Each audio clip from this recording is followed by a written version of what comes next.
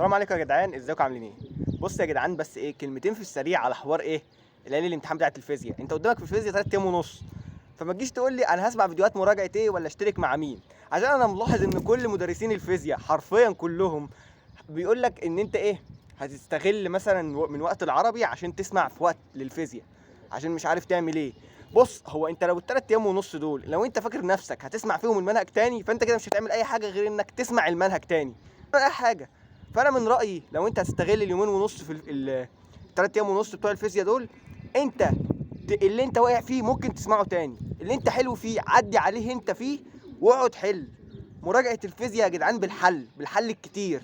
يعني انا في السنه اللي فاتت مثلا انا كنت مشترك مع مستر محمد سالم، كنت معاه سنتر. هو جه في ليالي الامتحان الخمس ايام بتاعت ليالي الامتحان كان بيحل بس حرفيا المراجعه عليك انت، هو بيحل عشان بيراجع الافكار بالحل. انت دلوقتي شوف بقى مين المدرس اللي هيقعد يشترك، اللي هيعملها مثلا حل في ليالي الامتحان بس حل لاف.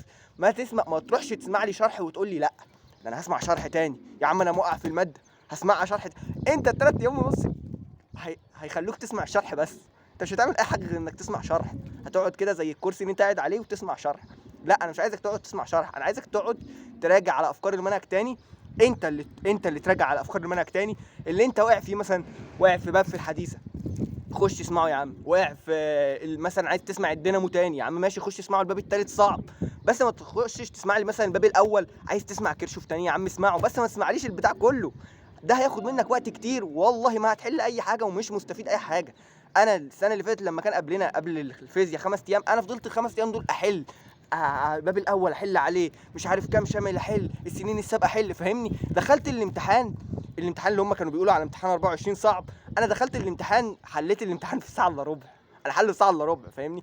كنت قاعد ورا، المراقب جه قال لي يا عم طبطب عليا كده وقال لي يا عم صلي على النبي، انت قفلت الورقه ليه؟ قلت له انا خلصت. قال لي خلصت. 30 من 60 تتصل يا عم ماشي، 30 من 60 تتصل ماشي، مش فارقه. بس انا بقول لك حل كتير عشان تتعود، ده اللي هيخليك تخش الامتحان مهما كان صعب. تك تك تك تك. انا بعد ما حليت الامتحان خرجت، نمت صحيت لقيتهم بيقولوا الامتحان صعب. واو بجد يا جدعان الامتحان كان صعب، ما حليته عادي. انا جبت 59 ونص، النص ده انا غلطان فيه في المقال، ما علينا. فانا عايزك ليالي الامتحان تقعد تحل فيها، تراجع على الافكار المهمه. ما تجيش تقول لي اشترك مع مين واسوي مع مين واسوي مع مين. شوف مين بيحل، والشرح موجود. الشرح موجود في كل حته يا جدعان.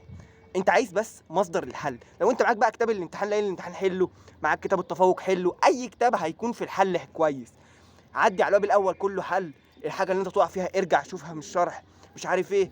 ما تنساش طبعا، لازم طبعا السنين السابقه 24 23 22 21 تكون حللهم. شوف الاسترشادي، ده اللي تركز عليه في ليالي الامتحان. ما تجيش تقول لي انا اسمع شرح تاني. شرح تاني مين اللي تسمعه يا عم؟ صلي على النبي. السلام عليكم.